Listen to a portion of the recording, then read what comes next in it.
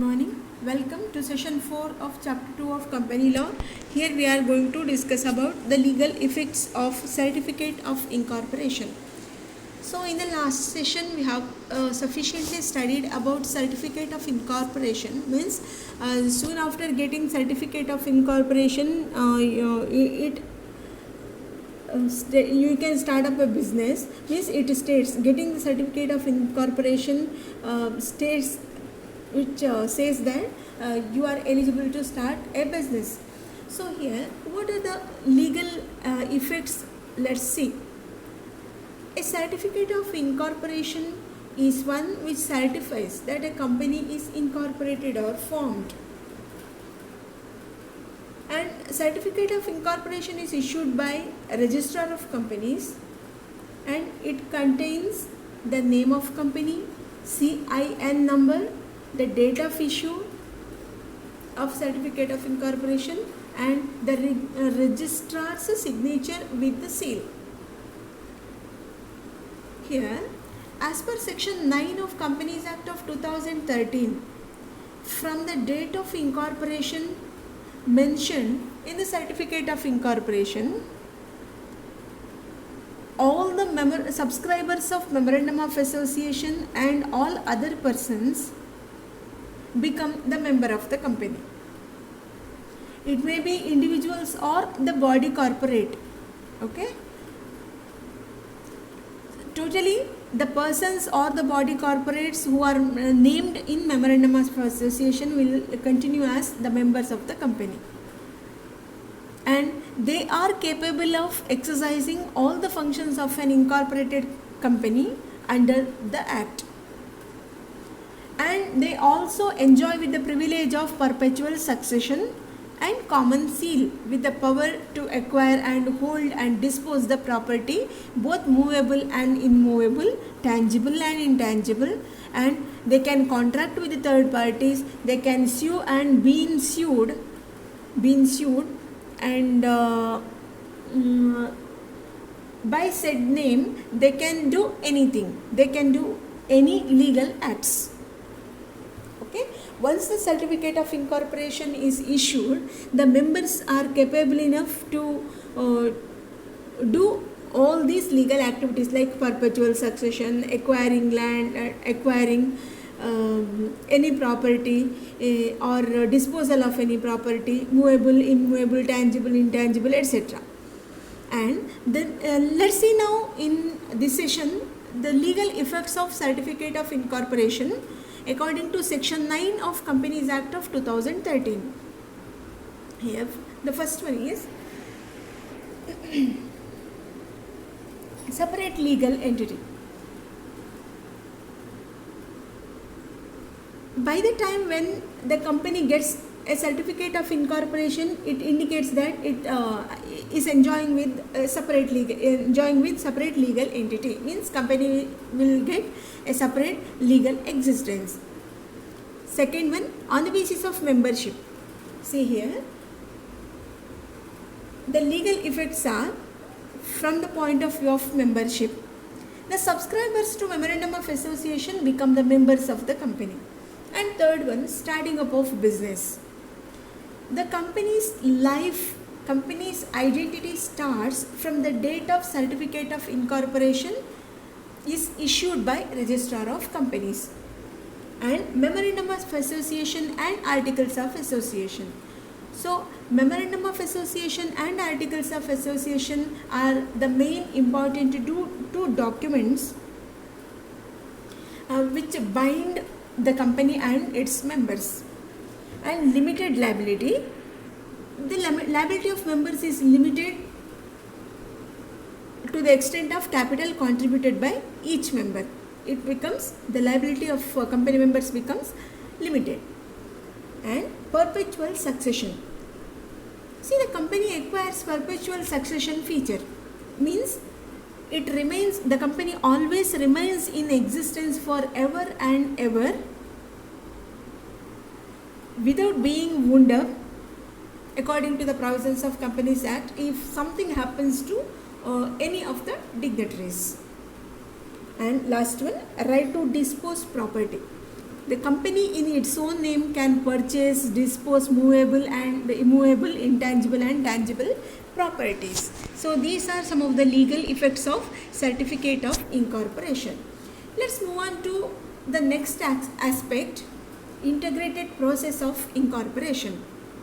Here, the company's amendment rules of 2015 or 1/5/2015, whichever is fact, okay, which simplified the filling of forms for incorporation of a company. See here, integrated process of incorporation says about the filling up of forms for the incorporation of a company. In that first one, the integrated process shall apply effect from, just I go on telling some points, okay, just concentrate on this. Integrated process shall apply effect from 1/5/2015. Next one, the application for the allotment of director identification number up to 3 directors, a reservation of a name, incorporation of a company and appointment of directors of the proposed company shall be filed in integrated form number INC 129 for one-person company, private company, public company and producer company with the registrar within whose jurisdiction the registrar office of the company is proposed to be situated, along with the fee of rupees 2000 in addition to the registration fee as specified in company's regulation of office and fees rules 2014. So the question of who become the director of the company is answered here. The person who become the director of the company, okay, he has to file an application as well as he has to be complied with some rules and pay the necessary amount of fees, and his office must be within the jurisdiction of registered office of the company. And the third point is continue to say that for the purpose of filing integrated incorporation form, the particulars of maximum of 3 directors shall be allowed to be filled in INC 29. Maximum number of 3 directors shall be allowed to be filled, and allotment of directors identification number of maximum of 3 proposed directors shall be permitted. Here, maximum of 3 directors shall be allowed to fill in INC 29, and allotment of director identification number of maximum 3 directors, 3 proposed directors shall be permitted in INC 29 in case of proposed directors not having approved director identification number. See, approved directors as well as proposed directors should be identified. Next one, the promoter or applicant of the proposed company shall purpose only one name in e-form. Promoter or applicant of the proposed company shall propose only one name in e-form INC 29. Okay, these are some of the legal rules to be bound by the company. I just go on telling this, okay. The promoter or applicant of the proposed company may prepare memorandum of association as per templates in form INC 30 and may opt for templates of articles of association in form INC 31 in accordance with the provisions of Rule 13 for the preparation of memorandum of association and articles of association. And the promoter of the applicant shall sign and witness the memorandum of association. Okay, either promoter or applicant. In the forms downloaded from the portal of Ministry of Corporate Affairs. So the application is available in Ministry of Corporate Affairs and scanned legibly and attached to e-form INC 29 in accordance with the provisions of Rule 13 for preparation of memorandum of association and articles of association. So the guidelines given in the preparation of memorandum of association and articles of association, accordingly the form will be drafted. Okay, the same form should be downloaded from Ministry of Corporate portal of Ministry of Corporate Affairs. And seventh one, the facility to file integrated application for incorporation in form INC 29 is available as an option to process for separate applications for allotment of director identification number, reservation of name and incorporation of a company as provided in these rules. Eighth one, for an application filed using the integrated process of incorporation as provided in this rule, the provisions of subclause 1 of subsection 5 and section 4 of the Act and rule number 19 of these rules shall not apply.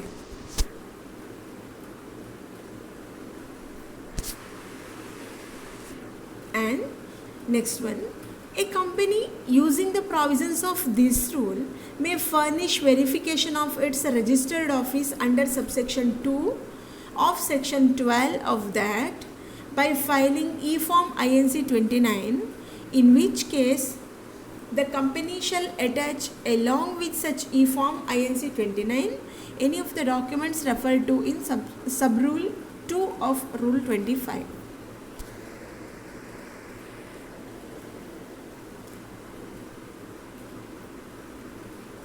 And the requirement of filing e-form INC 28 may be dispensed with it.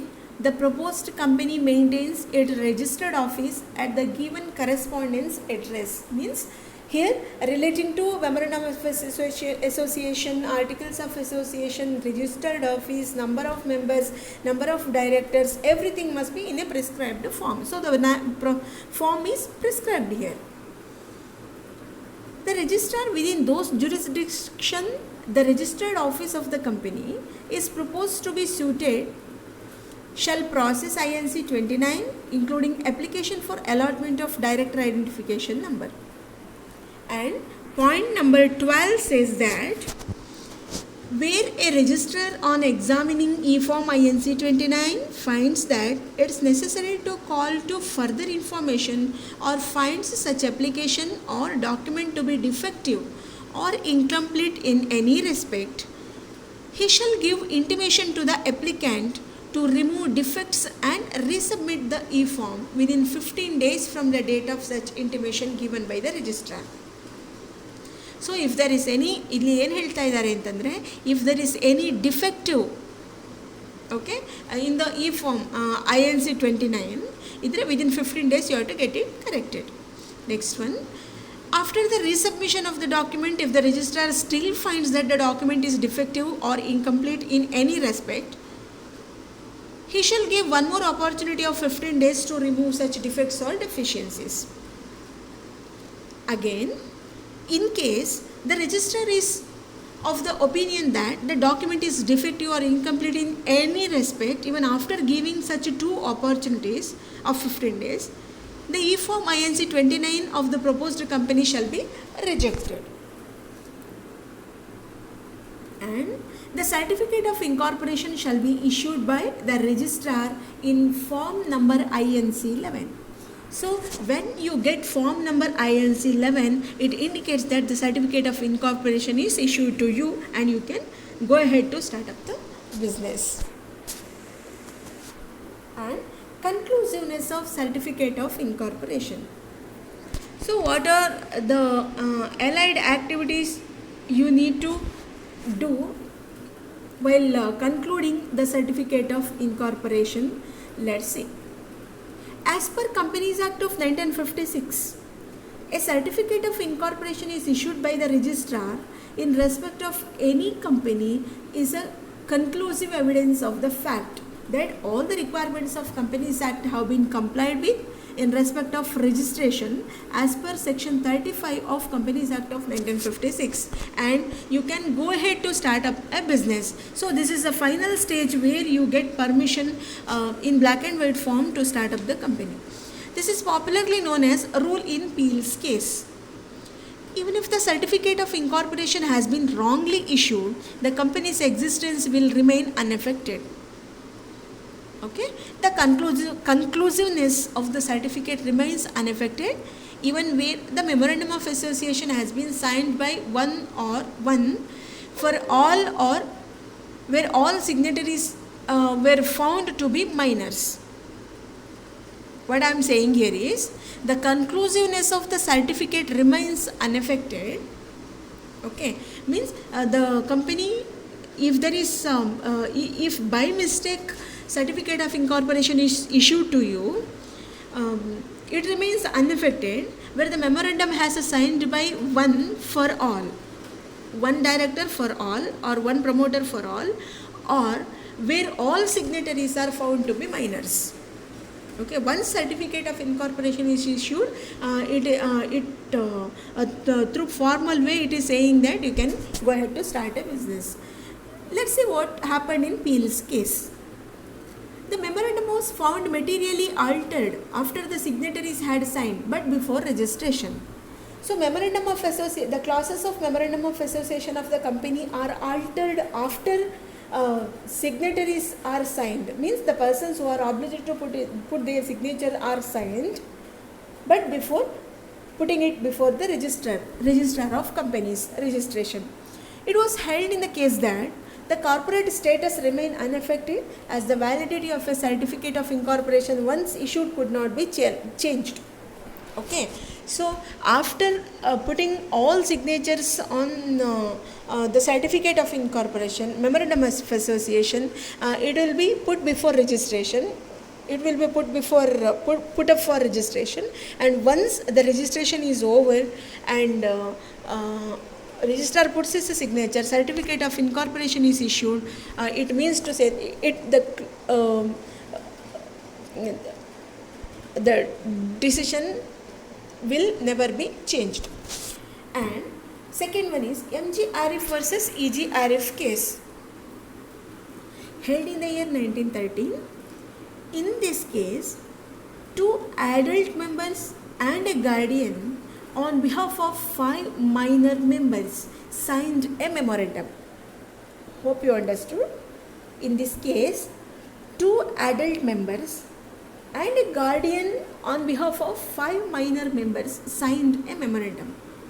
It was held that the certificate of incorporation was valid enough because once issued, validity of certificate of incorporation cannot be changed or challenged.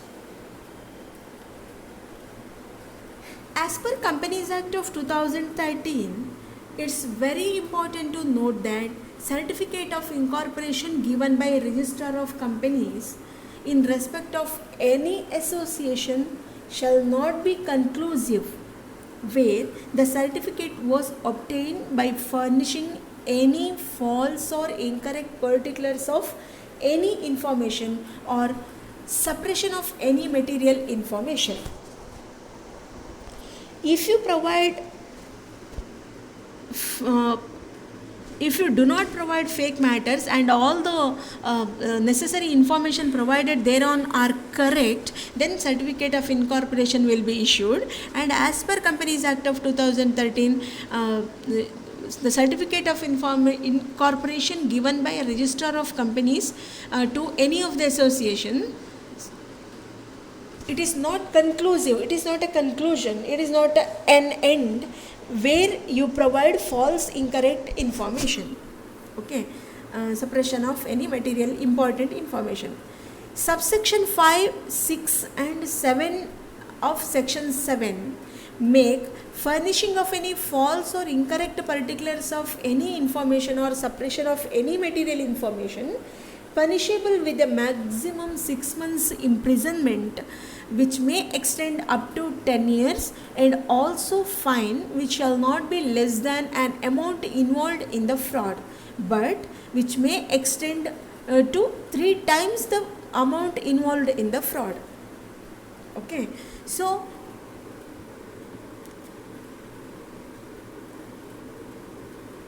by providing fraudulent information, if you suppression of any material information, making fraudulent statements for the purpose of a fraud, if you give misstatements, then the registrar of a company, in memorandum of association especially, registrar of companies will not issue any certificate, or even without knowing the fact of a fraud, if he issues certificate of incorporation, it is not to be conclusive. It is not a conclusion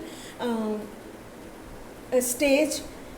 Issuing of certificate of incorporation is not a conclusive stage, and further, the person who is behind the fraud may be imprisoned for a period of 6 months, or it may extend up to 10 years, and the amount involved in the fraud may be the penalty, or it may be 3 times more than the amount involved in the fraud.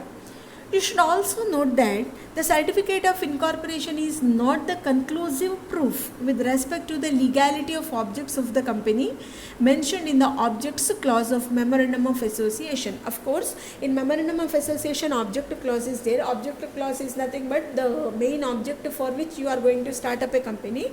So, if the certificate of incorporation, once the certificate of incorporation of a company is issued fraudulently, once the certificate of incorporation is issued by registrar of companies to the company, the memorandum of which fraudulent objects are included, and the object clause of memorandum of association, legality of the object which is mentioned in the memorandum of association will not be legal. Okay, certificate of incorporation is not the conclusive proof.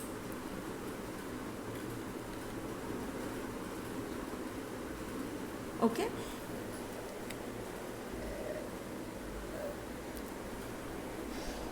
certificate of incorporation of the company is not a conclusive proof, last proof for starting up of business, when the legality of object clause of memorandum of association is inclusive of fraudulent statements. As such, for a company has been registered whose objects are illegal, if a company with illegal objects, the incorporation does not validate its illegal objects. So, the objects, if the company formulates illegal object, if the company is established for an illegal object and the object cannot be legalized, in such a case, the only remedy available is to wind up the company. In totality, the object of the company must be legal. If it is not legal, one and only solution is, even certificate of incorporation is issued by mistake by registrar of companies, and if the object is illegal, then one and only solution is certificate of incorporation is not a conclusive statement, and the one and only solution is you have to wind up the company. Next one is commencement of business stage.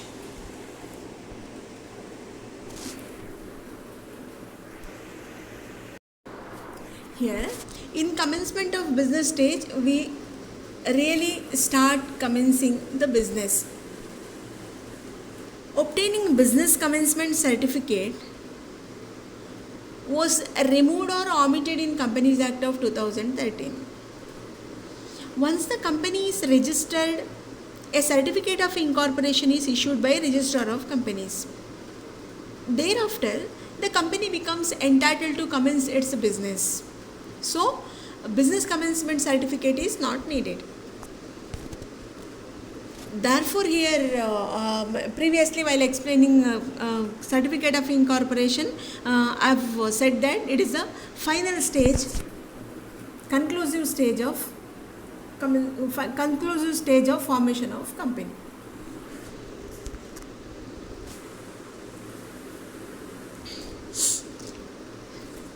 Thereafter, the company becomes entitled to commence its business.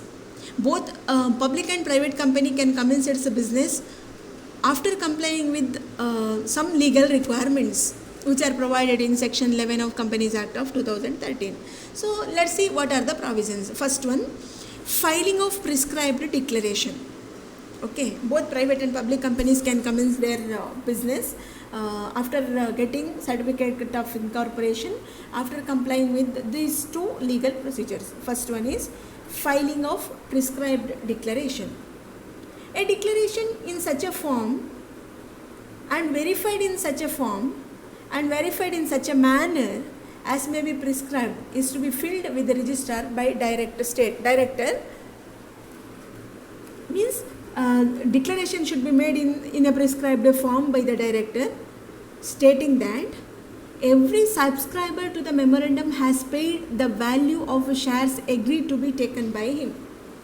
All the members have paid the value of shares. And second one, that on the date of making declaration, the paid up share capital of the company is not less than 5 lakhs. So the director, while making declaration, on the date of declaration, the paid up share capital will not be less than 5 lakhs in case of public company and not less than 1 lakh in case of private company. This is explained in section 11 subsection 1 subsection A. And first one is filing of prescribed declaration. Second one is filing of verification of registered office. It is relating to the registered office. It is at most important. See, while explaining the name of company itself, I have explained name of the company as well as the registered office of the company must be. These two are very important. Okay, at the time of establishment of a company. And name of the company must be okayed by the registrar of companies as well as registered office must be stated properly. The company has filed with registrar a verification of its registered office in such a manner as may be prescribed according to section 11 subsection 1 subsection B. So registered office of the company must be set properly. In case of default of non-compliance with the above provisions, if the company or if the directors, if the members of the company are not in compliance with the above provisions, the company shall be liable to penalty which may extend up to ₹5,000, and every officer in default shall be punishable with a fine up to 1,000 for each day. Okay, so if the above two means filing of prescribed declaration and filing of verification of registered office, these two are not complied with by the director or directors, then penalty of ₹5,000 may be imposed on the company,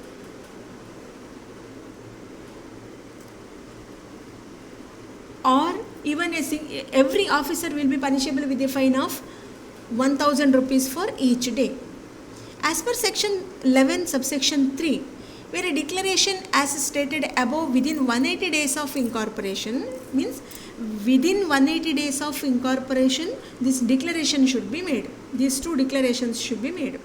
The registrar may initiate action for removal of company's name from the register of companies.